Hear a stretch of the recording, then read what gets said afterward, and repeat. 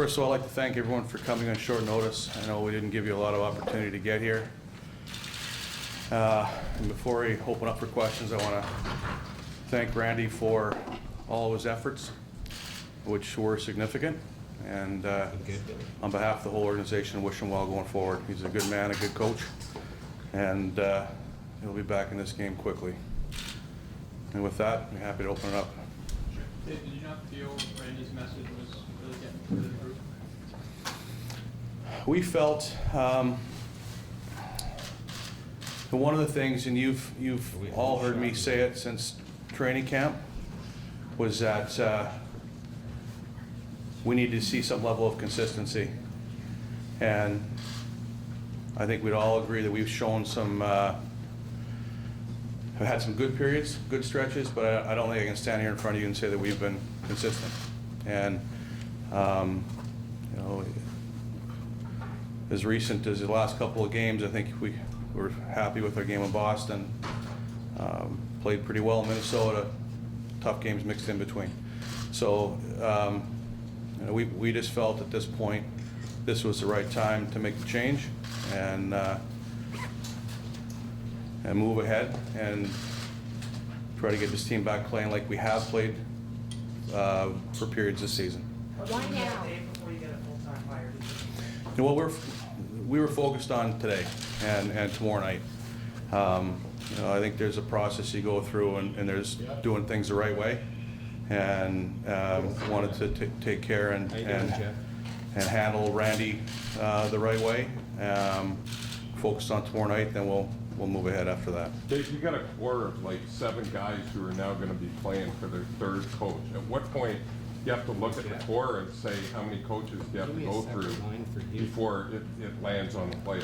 You know, you're always looking at the core. People think that players are set in stone. I've said before, players are movable. You know, none of them have full no moves, and that doesn't change today, or it wasn't any different a month ago. You know, if there's a player move that makes us better, then we'll look to do it. But that hasn't changed. This doesn't change anything. This wasn't about you know, the core not listening to Randy or anything like that. We just felt that we were going the right direction. We're trending the wrong way right now.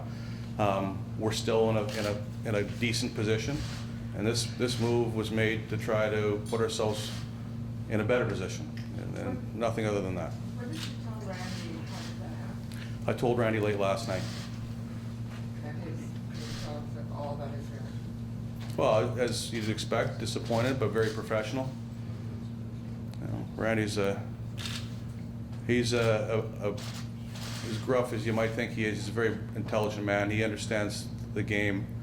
He understands our situation, and you know, it wasn't an extremely long conversation, but it went as well as you would expect from someone who was just being let go. I'm not going to get into that. How significant is it that this comes right almost at the halfway point, and was there some plan, in fact, really in the season to see where the team stood at the halfway mark? No, it's just a fluke. Lance said this is where we're at. If this would have happened, you know, if we felt we were trending this way a month from now, then we would have done the same thing. You know, obviously earlier in the season we had some pretty good stretches where we thought that we were going to be the consistent team that we were looking to be, and you know, that hasn't happened, and we could wait longer.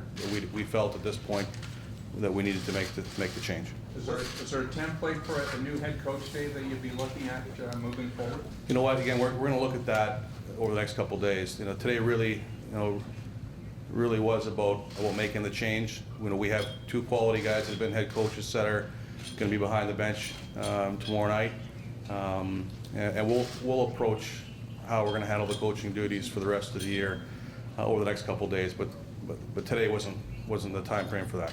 Dave, is your assessment that the message wasn't being heard, or maybe that the players weren't able to play the style that they were asked to play? No, they're able to. We've seen it. I don't think.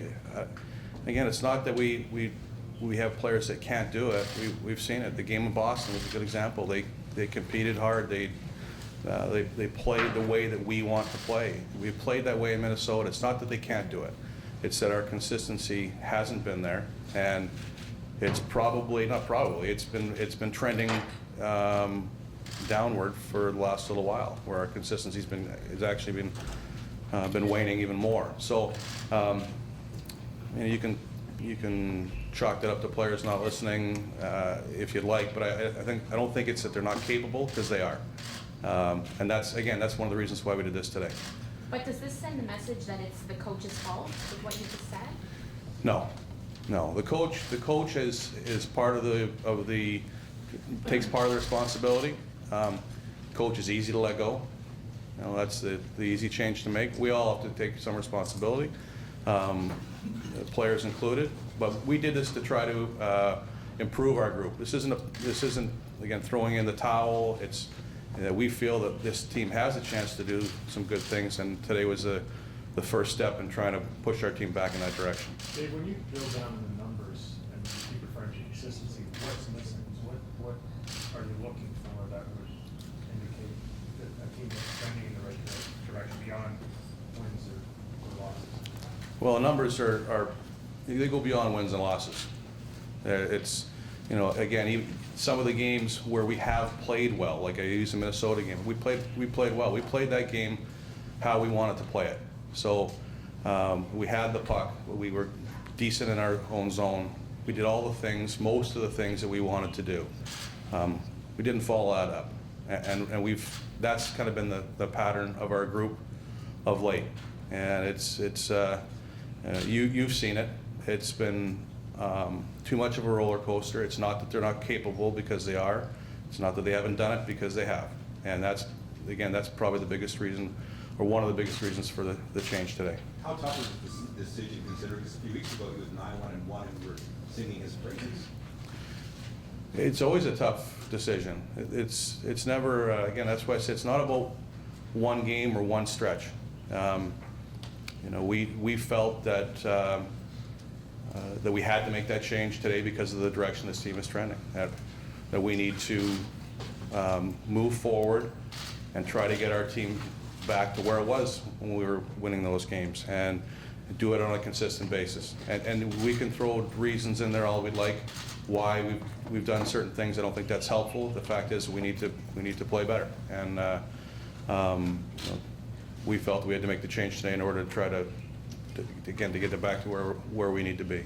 Dave, when specifically did you make the decision, and what took the point? We've been discussing it for a while, and again, you don't want to make any of these decisions lightly. We've discussed them at length, and yesterday we made the decision that it was the right thing to do.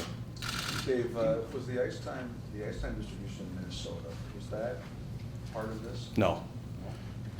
Listen, the coaches they have a feel for what they think is right during a game. You know, how they want to distribute ice time. I'm not going to micromanage a coaching staff on that. Again, this isn't about one game.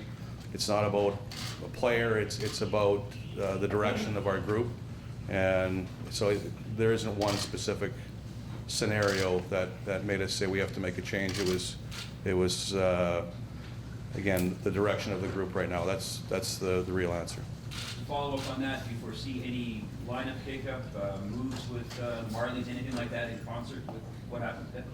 Not with what happened today. You're always looking at your group and seeing if there's opportunities to improve it. We weren't focused on lineup changes. The players we have on the roster, by and large, I think should be here tomorrow, and hopefully we have some injury news that will be helpful as well. But no, we don't foresee any changes in that regard at this point. Given that there'll be a couple very solid coaches available at the end of the season, is it possible that you could go through the rest of the season with an interim head coach? It's possible, but again, we haven't gotten that far yet. We'll spend the next couple of days looking at our options. Again, I think I spoke earlier. There is a process that you want to go through when you let someone go. There's a right way and a wrong way of doing it, and we knew that we had a game tomorrow night. We were focused on that, and we have capable people that can lead us onto the ice tomorrow. So beyond that, we haven't made any decisions. A few more questions, Chris. Dave, with the benefit of hindsight, do you think this is a move that you might have made this summer? No. Randy deserved to come back. He had he had done enough to come back. We'd seen him do good things. We saw him do some good things this season. It's not that he's not capable. I think he's a very capable coach. I think he's an excellent coach. You don't coach over 700 games without being good at it. Good coaches get let go, and unfortunately today we had to do that. And it has nothing to do with the summer or whether or not he was the right guy. He was the right guy to bring back, and unfortunately today this was the right decision for our team. Dave, what do you say to the players now, and how do you get them to put together a consistent compete level night in, night out? Well, the coaching staff understands what we expect. I would expect that our players understand right now as well, that what we need going forward, and it shouldn't take anything other than seeing what's happened today for them to understand that we need to compete. They know that we have the ability to do it. Seen teams, been with teams that don't have the ability. The players look at each other and say, we can't do this, we're not capable. That's not this group. So we need to go out tomorrow and focus on tomorrow night, and then we'll go from there after that.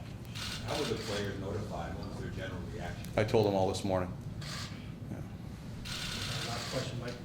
Dave, you've been upfront and accountable in your tenure here, but how do you feel about your own job security?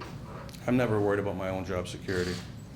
You make your decisions based on what's best for the team, and that's not going to change.